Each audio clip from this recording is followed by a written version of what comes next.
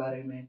इसके पहली वाली कक्षाओं में जो हमारी बायोलॉजी की क्लासेस स्टार्ट हुई हैं, जो हमारा पहला चैप्टर था, चैप्टर नंबर 1, यानी जो हमारा चैप्टर नंबर 1 था, इंट्रोडक्शन ऑफ बायोलॉजी, जिसमें हम बायोलॉजी यानी जीव विज्ञान के परिचय को समझ रहे थे। उसमें हमने 2 टर्म समझ लिए थे, 2 शब्दावली जो कि बहुत महत्वपूर्ण है उसके बारे में समझने के लिए। जीव के बारे में हमने समझा था और द्विनाम पद्धति के बारे में। तो द्विनाम पद्धति किसने दी थी?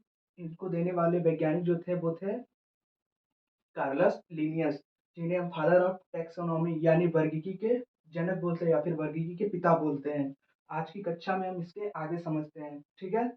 तो द्विनाम पद्धति में जो कार्लस लिनियस थे यानी कैरोलस लिनियस, उन्होंने जीवों के वर्गीकरण के बारे में ही बताया एक तरह से। तो उस प्रोसेस को आगे लेके चल रहे थे हमारे एक वैज्ञानिक आए जिनका नाम था आर.एच. व्हिटेकर। यानी आर.एच. व्हिटेकर नाम के वैज्ञानिक ने हमें 5 किंगडम क्लासिफिकेशन बताया, यानी 5 जगत प्रणाली, 5 किंगडम क्लासिफिकेशन, यानी 5 जगत प्रणाली के बारे में बताने वाले वैज्ञानिक कौन थे? आर.एच. व्हिटेकर थे। आर.एच. व्हिटेकर नाम के जो साइंटिस्ट थे, उन्होंने हमें 5 जगत प्रणाली के बारे में बताया। इन्होंने जीवों को 5 जगत में क्या कर दिया? बांट दिया। और उस 5 जगत का नाम इन्होंने दिया, जिसमें पहले जगत का नाम था मोनेरा और दूसरे जगत का नाम था प्रोटिस्टा और तीसरे जगत का नाम था फंजाई या फिर कवक और चौथे जगत का नाम था पादप और पांचवें जगत का नाम क्या था? जंतु जगत। ठीक है? यानी आर.एच. व्हिटेकर नाम के जो वैज्ञानिक थे, उन्होंने जीवों को 5 वर्गों में विभाजित कर दिया। मोनेरा, प्रोटिस्टा, कवक, पादप और जंतु। ये जो क्रम है, यही है इनके इवोल्यूशन का क्रम। यानी पहले वो जीव आए जिनका विकास हुआ, फिर उसके बाद आए धीरे-धीरे जीव बढ़ते गए। ठीक है? तो ये उन्होंने 5 वर्गों में बाँट दिया। बाँटने से हमें पढ़ने में सुविधा मिलती है। ठीक है? जैसे मोनेरा में हमें क्या मिलता है? अभी पढ़ रहे हैं इसके बारे में। मोनेरा में मिलेगा हमको बैक्टीरिया और कौन मिलेगा? माइक्रोप्लाज्मा। फिर प्रोटिस्टा में अमीबा, पैरामीशियम आएँगे। तो ऐसे हम जीवों को उनके जगत में जाके पढ़ सकते हैं। ठीक है? तो चलिए एक-एक जगत को पढ़ते हैं हम लोग।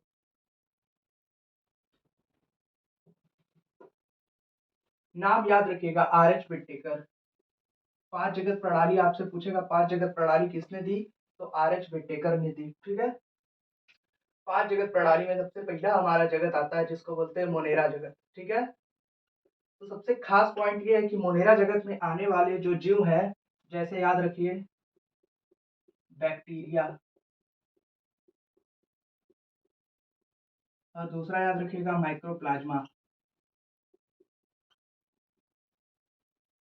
बैक्टीरिया और माइक्रोप्लाज्मा, ये 2 जीव का नाम याद रखेंगे। कम ही याद रखिए जो एग्जाम में आ जाए। ठीक है? मोनेरा जगत में आने वाले 2 जीव का नाम याद रखिएगा, बैक्टीरिया और माइक्रोप्लाज्मा। और कैरेक्टरिस्टिक्स के बारे में समझिए। मोनेरा जगत जो था, इसमें आने वाले जीव क्या है? यूनिसेलुलर है, यानी एक कोशिकीय। क्या है? एक कोशिकीय। ठीक है? यानी इसके अंदर जितने भी जीव आएंगे वो कैसे होंगे? एक कोशिकीय। और ये कैसे होंगे? प्रोकैरियोटिक। अब एक टर्म को समझते हैं, पहले लिख ले रहे हैं। एक कोशिकीय और प्रोकैरियोटिक। ठीक है? यानी मोनेरा जगत में आने वाले जीव जैसे बैक्टीरिया और माइक्रोप्लाज्मा, ये कैसे होंगे? एक कोशिकीय, यानी इनके शरीर का निर्माण एक कोशिका से हुआ रहेगा। ठीक है? जैसे समझिए, ये हमारा एक क्या है? सेल है, ये उसका न्यूक्लियस है। अभी आप बस समझिए, आगे वाले चैप्टर्स, जो अगला चैप्टर होगा उसमें हम सेल के ही बारे में पढ़ेंगे। जब सेल बढ़िया से समझ लेंगे तो हम समझेंगे बॉडी का फॉर्मेशन कैसे होता है। ठीक है? तो अभी बस इतना समझिए कि बैक्टीरिया और माइक्रोप्लाज्मा जो है वो कैसे जीव है? एक कोश की जीव। डायरेक्ट क्वेश्चन बनेगा कि बैक्टीरिया, माइक्रोप्लाज्मा एक कोश की है कि बहुकोश की, तो आप सीधे आंसर देंगे क्या? एक कोश की। और पूछेगा ये यूकैरियोटिक होते हैं कि प्रोकैरियोटिक, तो ये कैसे होते हैं? प्रोकैरियोटिक। प्रोकैरियोटिक कहने का मतलब जो सेल है इसका जो केंद्रक है, इसको बोलते हैं केंद्रक।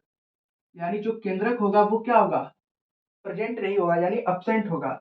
यानी प्रोकैरियोटिक जितने भी क्या होते हैं? जीव होंगे, उनमें क्या होगा, केंद्रक क्या होगा, वेल डिफाइन नहीं होगा, यानी विकसित नहीं रहेगा। ठीक है, तो ये दो टर्म आप याद रख सकते हैं। इतना लिखिए आप लोग, इसके आगे हम देख रहे हैं अभी।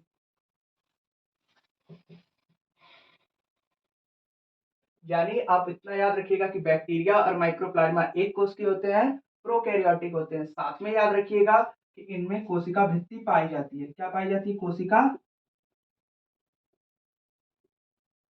भित्ति। यानी ये तो हमारा केंद्रक हो गया, ये इसका आवरण जिसको बोलते हैं केंद्रक झिल्ली। इसके ऊपर और एक कवर होता है जिसको हम क्या बोलते हैं, जिसको बोलते हैं सेल वॉल, यानी कोशिका भित्ति। यानी मोनेरा जगत में जो कुछ जीव पाए जाते हैं उनमें सेल वॉल पाया जाता है, यानी कोशिका भित्ति पाई जाती है। ये याद रखेंगे। ठीक है, आगे आप याद रख सकते हैं कि इस जगत में आने वाले जो जीव होते हैं वो प्रकाश संश्लेषी होते हैं, यानी अपना खाना किससे बनाते हैं, प्रकाश से बनाते हैं। ठीक है, तो इतना टर्म आप मुनेरा जगत के बारे में याद रखेंगे। ठीक है, तो लिख लीजिए, इसके आगे हम समझते हैं फिर। चलिए, आप लोगों ने लिख लिया होगा तो हम इसको इरेज कर देते हैं। अब हम सीखेंगे दूसरे जगत के बारे में जिसका नाम क्या है, प्रोटिस्टा जगत। ठीक है, यानी मोनेरा के बाद अगला जगत जो आएगा हमारा वो कौन सा होगा, प्रोटिस्टा।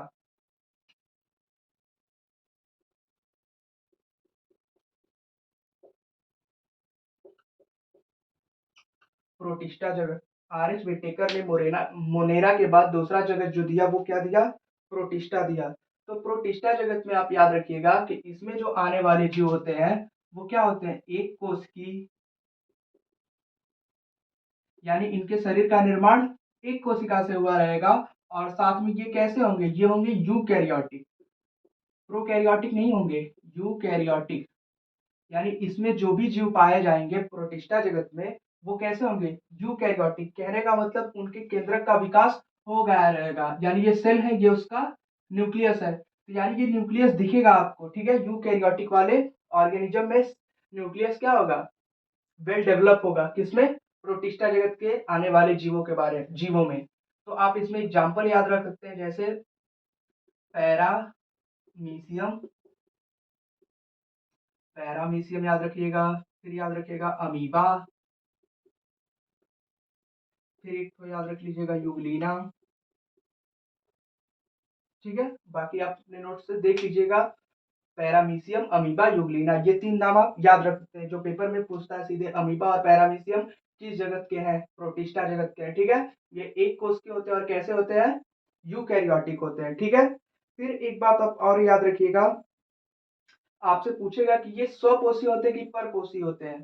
तो कुछ जीव इनमें पाए जाने वाले जो हैं वो कैसे होते हैं, स्वपोषी। कैसे होते हैं, स्वपोषी। और कुछ जो जीव पाए जाते हैं वो कैसे होते हैं, परपोषी। यानी प्रोटिस्टा जगत में जो भी जीव पाया जाएगा वो स्वपोषी और परपोषी दोनों होगा। ठीक है,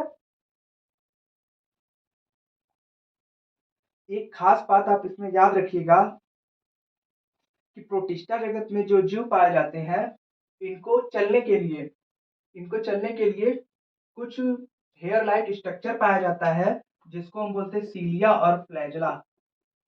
क्या बोलते हैं, सीलिया और फ्लैजेला। यानी ये दो क्या पाए जाते हैं, हेयर लाइक स्ट्रक्चर पाए जाते हैं यूग्लिना, अमीबा, पैरामीशियम में। सीलिया और फ्लैजेला नामक दो क्या पाए जाते हैं, हेयर लाइक स्ट्रक्चर पाए जाते हैं, जिसकी वजह से ये क्या करते हैं, मोशन करते हैं। ठीक है, तो आप ये सब पॉइंट्स याद रख सकते हैं। ये कुछ एग्जांपल याद रखिएगा प्रोटिस्टा जगत में आने वाले जीवों का। ठीक है, तो प्रोटिस्टा जगत हमारा बस इतना याद रखिए। अब आगे समझते हैं इसके बारे में, इसको लिख लीजिए। अब हमारा अगला जो जगत होगा उसका नाम होगा कवक जगत। ठीक है, तो कवक जगत के बारे में चलिए पढ़ते हैं। यानी कि क्रम से हम पढ़ रहे हैं, पहले मोनेरा फिर प्रोटिस्टा, अब क्या पढ़ेंगे, कवक। ठीक है, तो यानी हमारा तीसरे नंबर का जो जगत है उसका नाम है कवक जगत, जिसको अंग्रेजी में क्या बोलते हैं, फंगाई। सॉरी, स्पेलिंग गलत हो गया, यानी फंगाई जगत। ठीक है, इसमें आने वाले जीव जो हैं जैसे आप याद रख सकते हैं, ईस्ट पेनिसिलियम, एक और याद रख सकते हैं आप, मशरूम, नाम से ही स्पष्ट है इसका उपयोग कहाँ होता होगा, ठीक है। तो ये आप एग्जाम्पल याद रख सकते हैं और साथ ही में आप क्या याद रखेंगे, इसमें जो आने वाले जीव हैं वो तो अपना भोजन खुद बनाएंगे नहीं, यानी इसमें आने वाले जो जीव हैं वो तो विषमपोषी हैं। कैसे हैं? विषमपोषी हैं।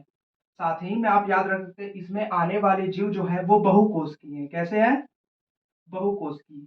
बहुकोष की मतलब एक कोशिका नहीं रहेगी, यानी इनके शरीर का निर्माण ईस्ट पेनिसिलियम मशरूम के एक कोशिका से नहीं हुआ रहेगा, यानी मोर देन वन सेल, यानी एक से ज्यादा कोशिका से इनके शरीर का निर्माण हुआ रहेगा। तो हम बोल सकते हैं बहुकोष की, यानी इनके शरीर का निर्माण बहुत सारी कोशिकाओं से हुआ रहेगा। जब बहुत सारी कोशिकाओं से निर्माण हुआ है, ये कैसे जीव होंगे? यूकैरियोटिक। यूकैरियोटिक कहने का मतलब इसमें केंद्रक क्या होगा? वेल डिफाइंड होगा। आपसे सीधा क्वेश्चन पूछेगा कि यूकैरियोटिक जो जीव होते हैं उनमें केंद्रक विकसित होता है कि अविकसित, तो आप सीधा बता दीजिएगा कि जो यूकैरियोटिक कोशिका होती है उनमें जो केंद्रक होता है ये विकसित रूप से पाया जाता है। विकसित क्या होता है ये हम आगे समझेंगे सेल वाले चैप्टर में, ठीक है। अभी बताएंगे तो वीडियो ज्यादा लॉन्ग हो जाएगा। अभी हमको कवक के अंदर जो जो पढ़ना है वो पॉइंट्स याद रखते हैं। यानी विषमपोषी अपना खाना खुद नहीं बनाएंगे, दूसरे पर निर्भर रहेंगे, ये हो गया विषमपोषी टर्म। फिर बहुकोष की, यानी more than one cell. Eukaryotic मतलब वेल डिफाइंड न्यूक्लियस। यानी ये सब पॉइंट्स आप याद रख सकते हैं। एक और पॉइंट याद रख लीजिएगा, जैसे इसमें एक पॉइंट और याद रख लीजिएगा कि इनका जो सेल वॉल है, सेल वॉल, यानी इनका जो सेल वॉल है वो किससे बना होता है? इनका जो सेल वॉल है वो बना होता है काइटिन से।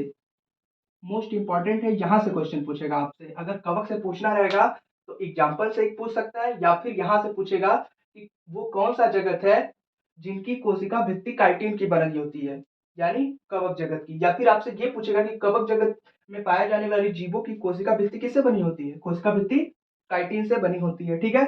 जनरली जो पादप होते हैं उनमें कोशिका भित्ति किसकी बनी होती है? सेलुलोज की बनी होती है। इसके आगे भी पढ़ रहे हैं, ठीक है। तो आप ये पॉइंट्स याद रख सकते हैं कि बहुकोषी होते हैं, विषमपोषी होते हैं। विषमपोषी के बाद आप एक और लिख सकते हैं मृतोपजीवी होते हैं या फिर मृत जीवी होते हैं, यानी मृत जीवों से अपना भोजन क्या करते हैं? ग्रहण करते हैं। ये पॉइंट्स आप याद रख सकते हैं। मोस्ट इंपॉर्टेंट आपका ये वाला पॉइंट है, ठीक है। और इसके कुछ एग्जाम्पल्स इंपॉर्टेंट है। जितने भी जगत बताया उसमें जितने भी एग्जाम्पल बताए सब पूछे गए हैं, ठीक है। तो आप एग्जाम्पल से याद रखिएगा, कुछ कैरेक्टरिस्टिक से याद रखिएगा, ठीक है। तो ये हमारा कवक जगत खत्म हो गया। अब हम समझते हैं पादप जगत के बारे में, ठीक है। तो चलिए इसको लिख लीजिए, स्क्रीनशॉट ले लिया करिए साथ में लिखने के लिए। अब हमारा लास्ट जगत, सॉरी हमारा चौथा जगत है जिसका नाम है पादप जगत। पादप जगत यानी प्लांट किंगडम। प्लांट जगत में आपको बताना तो नहीं पड़ेगा, आप तो खुद ही जानते होंगे, थोड़ा बहुत देख रहे हैं। यानी पादप जगत के बारे में आप याद रखेंगे कि इनमें सभी प्रकार के पादप आएंगे। आगे पढ़ेंगे हम, जब आगे के चैप्टर्स पढ़ेंगे जंतु जगत और पादप जगत, तो उसमें पढ़ेंगे पादप जगत को भी फर्दर डिवाइड किया गया है थैलोफाइटा, ब्रायोफाइटा, टेरिडोफाइटा, इन सब भागों में, ठीक है। क्रिप्टोगेम, फिनरोगेम, इन सब भागों में बांटा गया है। तो आगे पढ़ेंगे, अभी बस मेन मेन चीज समझते हैं जिससे हमको पादप जगत का थोड़ा बहुत आइडिया हो जाए। एग्जाम्पल में तो आप कुछ भी लिख सकते हैं, बहुत सारे पौधों के नाम है। जैसे पादप जगत में आप गुलाब लिख लीजिए, गुलाब का पौधा हो गया। फिर आप याद रख सकते हैं आम का, नीम का, नारियल का। ये सब क्या है? पादप ही तो है, ठीक है। तो ये एग्जाम्पल्स आप याद रख सकते हैं। मेन आपको क्या याद रखना है वो लिखिए कैरेक्टर, ठीक है।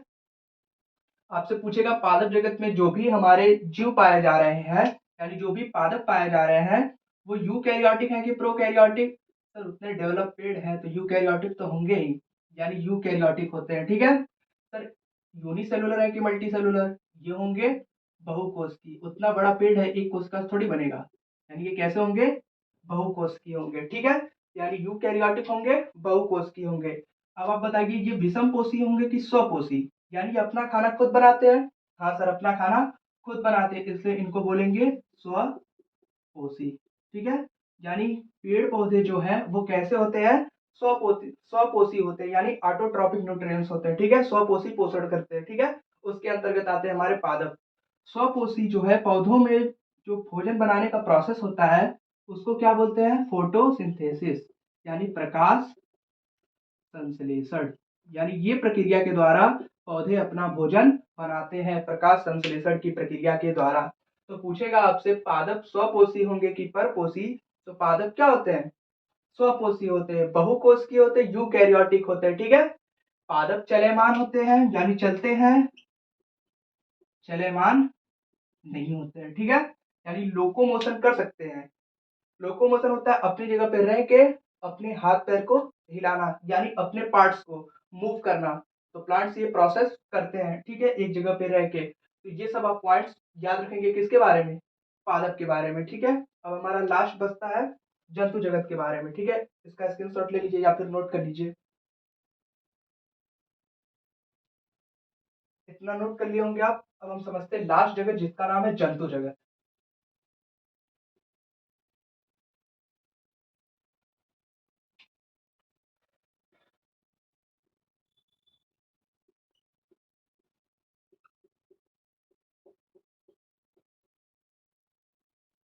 जंतु जगत के बारे में समझते हैं, यानी एनिमल किंगडम के बारे में समझते हैं। तो जितने भी जंतु हैं, जंतु जगत में पाए जाने वाले जितने भी जानवर हैं, आप उनका नाम लिख सकते हैं जंतु जगत में। जैसे हम भी क्या है, एक जानवर है, तो अपना भी नाम लिख सकते हैं। ठीक है, जंतु जगत में। तो जंतु जगत में आप एग्जाम्पल याद रख सकते हैं, जैसे मछली।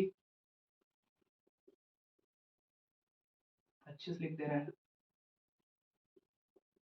फिर याद रख सकते हैं आप सरीसृप। फिर याद रख सकते हैं एम्फीबियन यानी उभयचर। फिर याद रख सकते हैं आप, क्या याद रख सकते हैं? सरीसृप हो गया, उभयचर हो गया, मछली हो गया, मानव को भी आप इसी में रख सकते हैं। ठीक है, यानी ये सब क्या है? जंतु ही तो है, यानी जंतु जगत में ये एग्जाम्पल्स आप याद रख सकते हैं। अब कैरेक्टर के बारे में याद रख सकते हैं। तो कैरेक्टर साफ है कि ये परपोषी होंगे, यानी अपना खाना खुद नहीं बनाते हैं। हम लोग क्या होते हैं? स्वपोषी जीवों पे निर्भर रहते हैं, यानी पादप पे हम लोग निर्भर हैं। यानी हम कैसे हैं? परपोषी हैं। आगे परपोषी को भी बांट दिया गया, फर्दर डिवाइड कर दिया गया। ठीक है, तो उसके बारे में हम आगे पढ़ेंगे आगे के चैप्टर्स में। तो ये परपोषी होते हैं, और ये कैसे होते हैं? बहुकोषी। कैसे होते हैं? बहुकोषी, यानी इसमें जो जीव पाए जाएंगे वो बहुकोषी होंगे। ये क्या होंगे? चलयमान होंगे, यानी ये चल सकते हैं। परपोषी होते हैं, बहुकोषीय होते हैं, चलयमान होते हैं। और मानव की भी जो कोशिका होती है, यानी जंतु जगत में जितने भी जीव पाए जाते हैं उनकी जो कोशिका होती है वो यूकैरियोटिक होती है, प्रोकैरियोटिक नहीं होगा।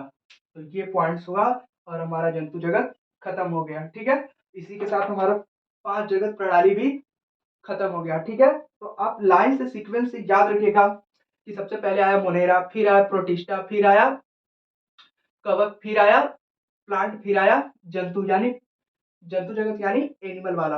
तो आप लाइन से सबके बारे में याद रखिएगा। मोनेरा क्या था? आपका प्रोकैरियोटिक था, एक कोशिकी था। प्रोटिस्टा क्या था? एक बहु, और क्या था? यूकैरियोटिक था। फिर उसके बारे में हमने आगे पढ़ा कवक के बारे में, वो भी कैसा था? यूकैरियोटिक। फिर हमने प्लांट के बारे में था समझा, वो भी कैसा था? यूकैरियोटिक। फिर जंतु के बारे में पढ़ा, वो भी कैसा है? यूकैरियोटिक। तब आपसे हम एक क्वेश्चन पूछ रहे हैं यहीं पे। ठीक है, देखते हैं कितना याद है, कमेंट में करिएगा।